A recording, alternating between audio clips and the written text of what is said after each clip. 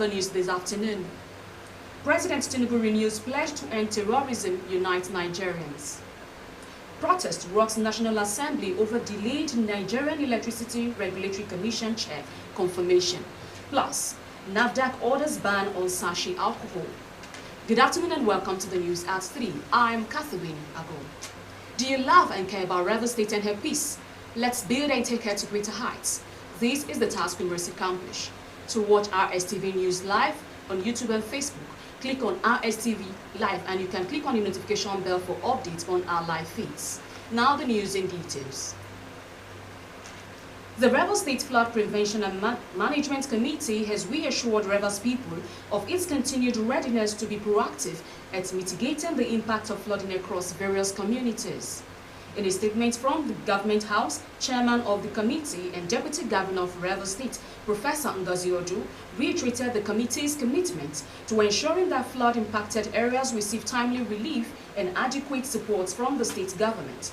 Professor Odu disclosed that relief materials were distributed to Ahoda East, Ahoda West, and Onelga local government areas, while further distributions are to benefit residents of Abuadua, Obiako, and Port Harcourt City local government areas, as well as Oyibo and Uganda local government areas.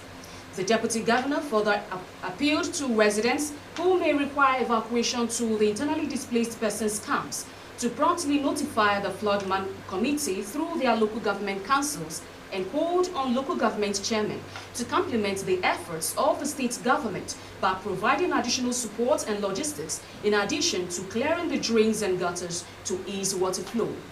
Professor Odu dismissed insinuations in some quarters that the committee had abandoned its responsibilities, emphasizing that the welfare of the people remains a top priority of the present administration under the leadership of Governor Siminalayi Fubara, and assured that no community will be left behind in the state's flood response and recovery efforts.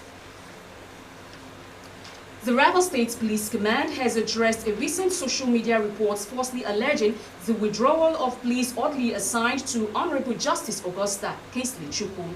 A statement by the Public Relations Officer Grace Iwingekoko says the command refutes the misrepresentation and explained that the officer was among those on emergency call for deployment to Anambra State for the off-cycle gubernatorial election, with other police personnel, a routine operational requirement affecting multiple personnel, not exclusive to the judiciary, noting that upon their return, the officers will immediately return to their duty posts. This action, according to her, was not targeted at a particular judge or judiciary, as they all are partners in the administration of criminal justice and the importance of their role to adequately provide security for our judges while discharging their duties. The statement added that deployment was a legitimate national assignment while reassuring of steadfast in safeguarding all members of the judiciary and the entire people of Rivers State with integrity. To safeguard lives on our waterways during the festivities, the Ministry of Transport, Rivers State, has flagged off a campaign on the dangers synonymous with the Ember months, declaring the campaign open at the Boni Mbebili Jetty and the Abali Park.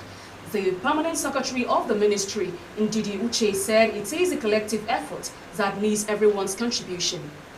Gaspar Anili has the report.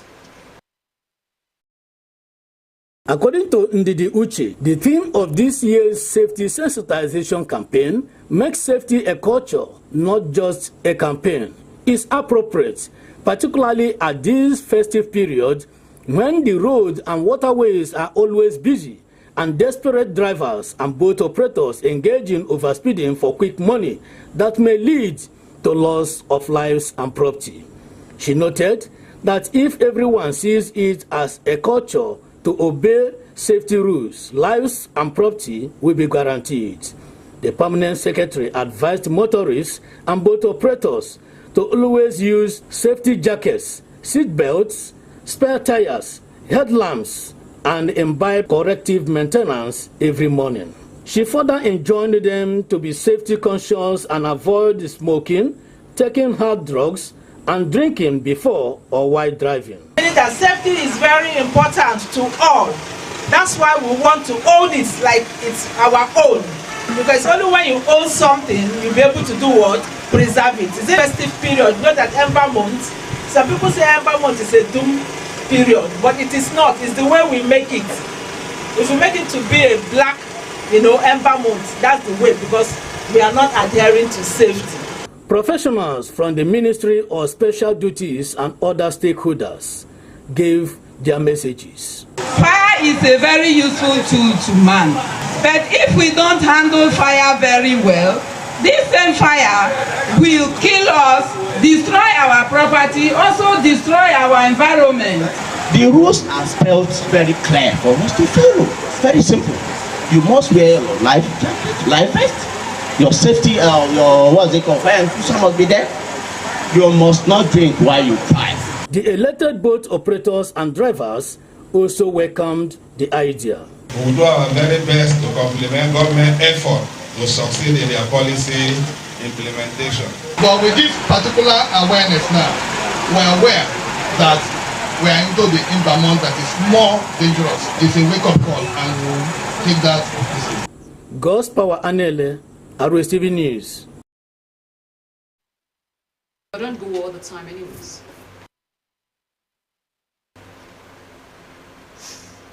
A group of resident landlords of Cinnamon Drive in Cedarwood Estate, Ruma Hall in Obiako local government area has decried the unholy and wanton attitude of one Stephen Kirikanwanyewa.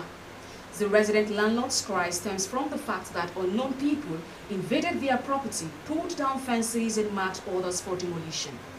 Melvin Jackson reports.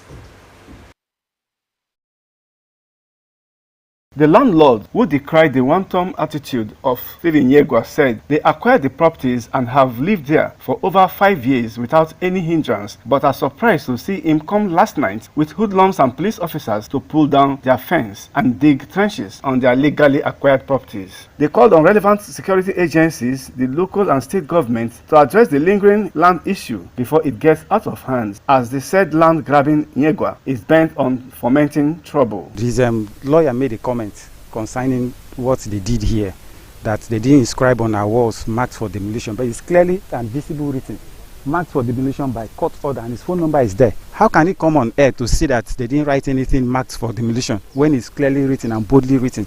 These are the evidences. If you check all our walls, it's boldly written, marked for demolition by court order, but there was no court order presented to any of the landlords. What is happening? We've written petitions on to every quarters, yet we are not getting any responses. And as if that is not enough, he comes with police to take him and demolish on this back. Please, we are calling on the Inspector General of Police, all the necessary quarters, come into this matter to see how we can resolve this, because it's not most of us spent huge sums of money to get these properties and build our properties. Most of us are residents here already. For the past 1 month, issue started by one Stephen Yegwa from Roma Hall community. He came here with talks marking on our walls, marked for demolition by court order. So we are all enlightening the citizens. If there's any court order from any court, I think those orders should be presented. So we're using this medium to call on the Inspector General of Police, the Commissioner of Police, the Obiako local government chairman, and the committee he has set up against land grabbing, that they should come and intervene in what is happening in this Cinnamon Drive in Cedarwood Estate. One man they called uncle named Stephen Yegwa just woke up one morning like that and start marking our plots, empty plots, and the built up areas marked for demolition without a court order. And if you have gone, you can see they have dug foundation trying to allocate the land to another person, try to sell the land. The land we bought several years ago. He just woke up one morning and said the land belongs to him. He can't be coming here with the police to threaten all of us here, trying to grab our land. This land grabbing case is getting so much in this state. The last day this guy come here, his uncle I saw with some group of boys with mopo. He came here and we have already laid this fence up, put gate. He now come and he ordered the police and the boys to push down this fence. If you can look inside, you see the other ones. He's the one that sent them to push. He's here. He stand here and say, let them push the fence down, and this land is his own.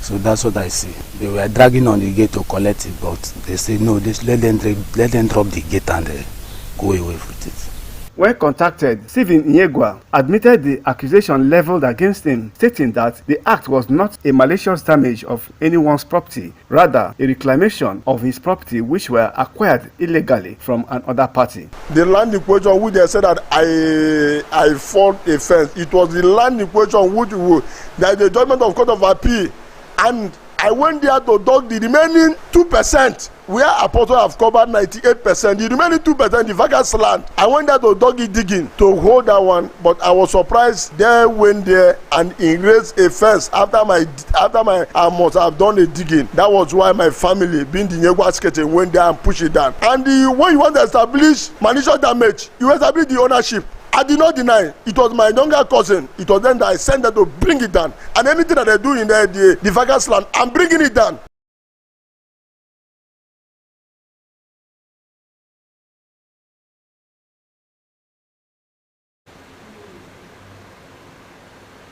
President Bola Tinubu has restated his administration's determination to end terrorism and foster lasting peace across Nigeria, pledging that every citizen, regardless of faith, will benefit from a safer and more united nation.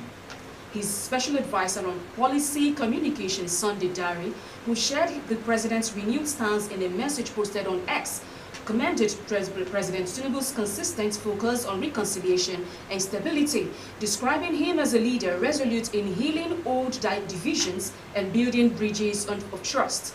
The presidential aide also explained that Nigeria is fortunate to have a leader with both courage and clarity to confront insecurity head-on.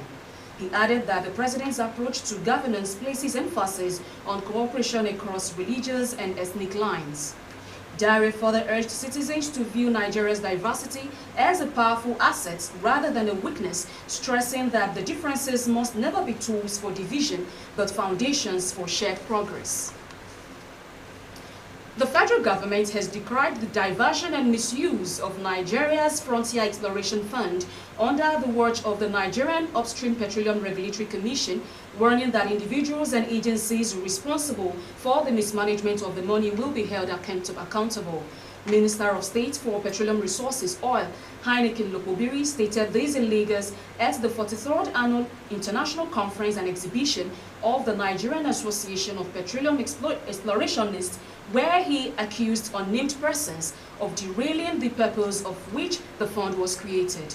Lokobiri said the Frontier Exploration Fund, established under the Petroleum Industry Act, was designed to finance new oil exploration activities in Nigeria's frontier basins, particularly in areas like Chad, Sokoto, Anambra, Benue, and other underexplored regions. He lamented, however, that the funds have not been properly utilized since the law came into effect, saying some were borrowing the money for other purposes.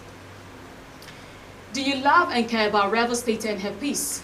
Let's build and take her to greater heights. This is the task we must accomplish. Ahead of the news, Gabon wife, son of former President Ali Bongo, faced corruption trial, and Israel Parliament passes first reading of death penalty for terrorism law. These and more stories after the break. Stay tuned.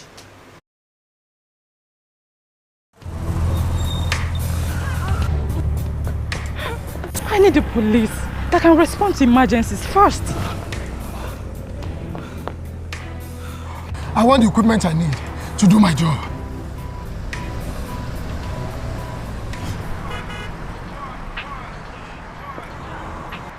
I want a police that won't harass or arrest me for no just reason. I want to be valued for my work, not feared by honest people. I want a police that won't ask me anything for the boys. I want a decent salary that is paid on time. If it happen with good laws, proper funding, training, and cooperation. If it happen. If it happen. If it happen. This is Rstv World News. We bring you world-class news, accurate, first-hand, entertaining, balanced analysis. Rstv, Channel 22 Port Harcourt.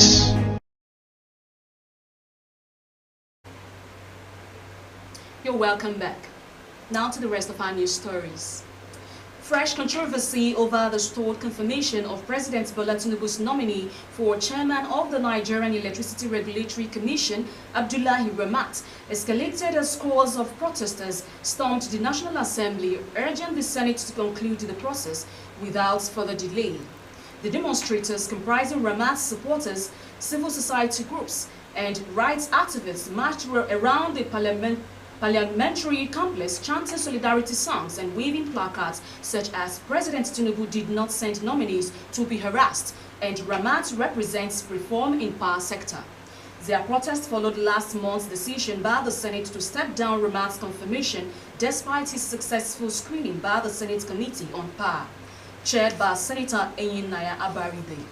Leader of the protesters and spokesperson of the grassroots initiative concept, Ahmed Suleiman, told newsmen that they had formally petitioned both Tinubu and Senate President Godswill Akpabio, insisting that certain vested interests were working to derail a credible appointment. He argued that Ramat possesses the prerequisite academic and professional qualifications as well as valuable experience, adding that it was surprising and deeply unsettling that his name was stepped down on the Senate order paper on October 22, despite being recommended by the screening panel. Chairman of the Federal Civil Service Commission, Professor Tunji Alaokwa, has pledged to ease the inconveniences of civil servants writing the 2025 Directorate Level Promotion Examination in Abuja. In a statement, Olakwa urged candidates understanding the 2025 Directorate CBT Promotion Examination, noting that the Commission was aware of the inconveniences they might go through while preparing for the exercise. He acknowledged a recent social media publication on the matter, highlighting inconveniences attending the exercise, but observed that, as with most innovations, they may have such gaps. Following feedback from the public, the Commission wishes to assure all candidates that it will consider the possibility of decentralizing the examination centers across the 36 states and FCT, using all the technology-enabled innovations to make the process seamless for future examinations. The National Agency of Food and Drug Administration and Control, NAFDAC, has directed a ban on the production of sale of alcoholic beverages packaged in sachets and small bottles below 200 ml by December 2025. NAFDAC Director General Professor Mujishola Adeya, who gave the directive during a press briefing in Abuja, says the directive followed a resolution by the Senate highlighting concerns over cheap alcohol drinks packaged in sachets being easily accessed by minors and contributing to social problems. Adeye noted that the agency had earlier signed a memorandum of understanding with the industry stakeholders as a phased ban, with previous deadlines pushed from 2023 and now December 2025. She, however, noted that the Senate resolution is absolute and no further extension will be granted, and urged retailers and manufacturers to comply with the directive. Adeye reiterated that the ban is not punitive but protective to safeguard the health and well-being of Nigerians. She also explained that the agency will be collaborating with security agencies to ensure the full enforcement of the ban, scheduled to begin January 2026. And on security matters, some 100 terrorists have reportedly been on the foreign scene.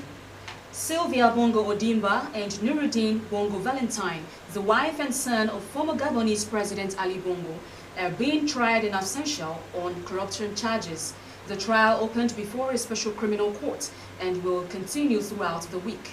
Let's join Ruth Friday as she tells us more.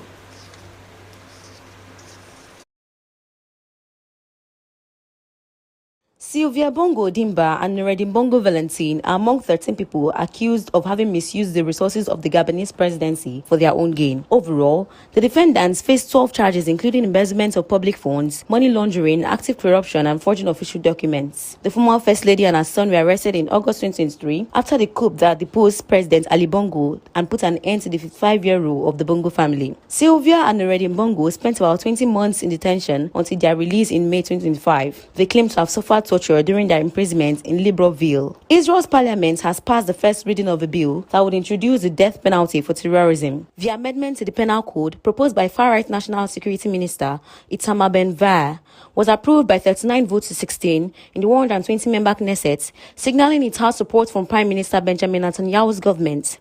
According to the draft text, the death penalty would apply to individuals who kill Israelis out of racist motives and with the aim of harming the state of Israel and the revival of the Jewish people in its land. Critics says the wording means that exclusively to Palestinians who kill Jews, not to Jewish hardliners who carry out attacks on Palestinians. The U.S. Senate has passed a crucial funding bill that could bring the longest government shutdown in history to an end within days. The bill passed in a 60-40 vote late on Monday, with nearly all Republicans joining 8 Democrats who splintered from the party to approve it. The deal funds the government until the end of January. The House of Representatives will now have to pass the bill before President Donald Trump can sign it into effect. Trump signaled he will be willing to do so earlier on Monday. The deal came to fruition over the weekend after some Democrats joined Republicans and negotiated an agreement to get federal employees back to work and essential services restarted. Ruth, Friday. Moving on to entertainment. The family of Nollywood actress Regina Daniels has raised serious concerns following the release of her brother Sammy West on bail after spending days in detention. Victory Ekoma tells us more. The latest development comes amid ongoing tension between the actress and her husband, Senator Ned Nwoko, over allegations of domestic abuse. After days of uncertainty, Regina Daniels' brother, Samuel Daniels, popularly known as Sammy West, has finally regained his freedom on bail. The news was confirmed by his elder brother, Lawrence Daniels, also known as Swizzy, who expressed gratitude to Nigerians for their support throughout the ordeal. Meanwhile, Regina Daniels' brother, Sammy, has spoken up after being released from police custody. While speaking with his sister on a video call, Sammy expressed his love and support to her amid her marital crisis. He pledged his support to his sister, emphasizing that he is ready to protect her regardless of